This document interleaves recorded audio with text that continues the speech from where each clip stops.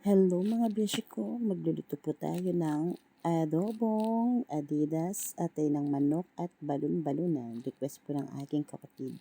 Naglagay po tayo ng toyo, ng paminta at ng suka, and then tinakpan po natin siyang pinakulo mga beshi. Ayan. Tapos po mga beshi ko, ayan, dahil kulong-kulo na po siya, ayan.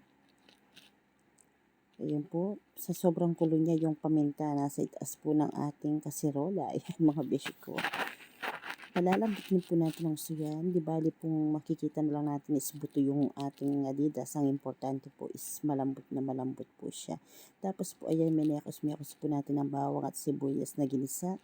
Linagyan na po natin yung ating siningkot siyang pinakulong Adidas, atay ng manok at yung ating balon-balunan mga beshi. Ayan po. And then, mekos-mekos lang po siya mga beshi ko.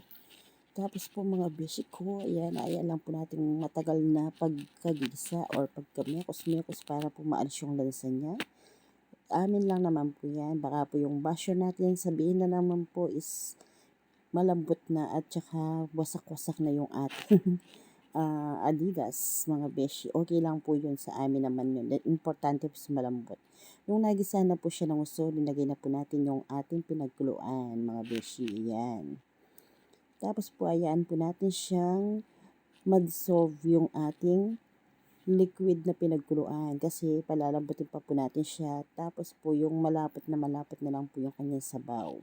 Ayan mga beshi ko, konting minuto lang po is malapit nang maluto yung ating adobong Adidas ng manok, ng atay at ng balon-balunan mga beshi ko.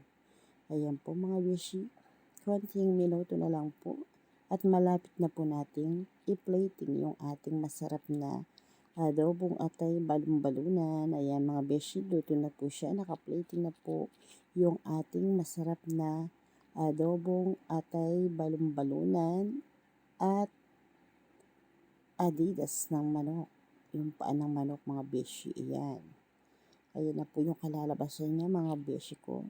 Sakto lang po yung kanyang sabaw kasi gusto po ng ate ko huwag masyadong tuyong-tuyo.